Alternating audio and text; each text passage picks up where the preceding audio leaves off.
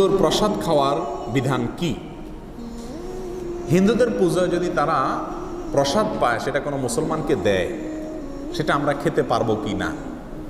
এই প্রশ্নের উত্তর হলো যে পুজো উপলক্ষে অথবা অন্য ধর্মের মানুষের কোনো ধর্মীয় উৎসব উপলক্ষে কোনো খাবার যদি আপনাকে দেয়, সাধারণ খাবার, তাহলে সেটা খাওয়া আপনার জন্য জায়েজ। সাধারণ খাবার দিলে সেটা খাওয়া আপনার জন্য জায়েজ আছে।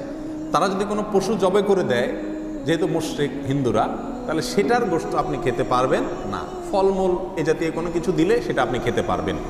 কিন্তু পূজার যে প্রসাদ, সেটা বিশেষ খাবার, সেটা মূলত দেবতার সামনে পেশ করা হয়ে থাকে।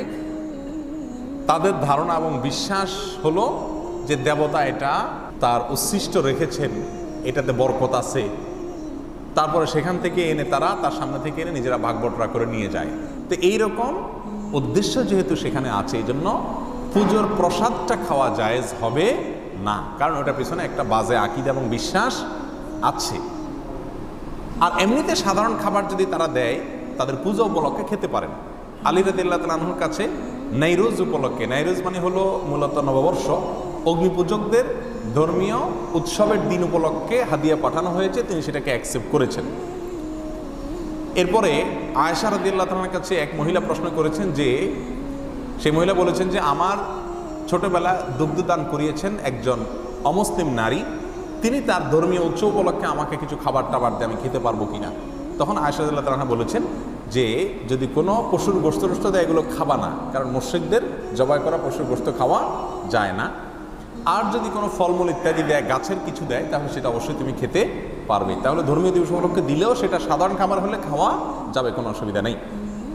আবু বারজা রাদিয়াল্লাহু তাআলা আনহু, তার প্রতিবেশী অগ্নিপূজক ছিল, কিছু অগ্নিপূজক ছিলেন। তিনি তার পরিবারের লোকদেরকে বলতেন যে তাদের উৎসব উপলক্ষে যদি কোনো খাবার টাবার দেয়, তোমরা খেতে পারো, যদি ফলমূল জাতীয় হয় অথবা এমন কিছু হয় যেটা গোশত জাতীয় না, বা গোশত তারা জবাই করেছে এমন কোনো পশুর গোশত যদি না হয়, তাহলে সেটা তোমরা খেতে পারো। কারণ সে পশু যে জবাই করে, সেটা কার নামে জবাই করে?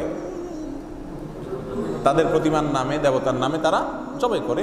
তাদের নামে জবাই করা পশুর গোশত খাওয়া যেরকম হারাম, প্রসাদ যে খাবারটা তাদের দেবতার উদ্দেশ্যে উৎসর্গ করে, সেটা আবার বরকতের উদ্দেশ্যে এনে তারা খায়, বন্টন করে, সেটা খাওয়া আমাদের জন্য কি হবে না? জায়েজ হবে না। তাহলে সাধারণ যে খাবারগুলো আছে তাদের উৎসবের দিনও যদি তারা দেয়, এটা আপনি নিতে পারেন, কিন্তু উৎসব উপলক্ষে আপনি তাদেরকে কোনো বিশেষ কিছু দিতে যাবেন না, কারণ দেওয়ার মানে হলো তার শিরটাকে কি করা? সমর্থন এবং প্রমোট করা। মুসলিমকে স্বতন্ত্র সংস্কৃতি ইসলাম দিয়েছে, সেটাকে ধারণ করতে হবে এবং হেফাজত করতে হবে। আল্লাহ তাআলা আমাদেরকে বোঝার তৌফিক দান করুন।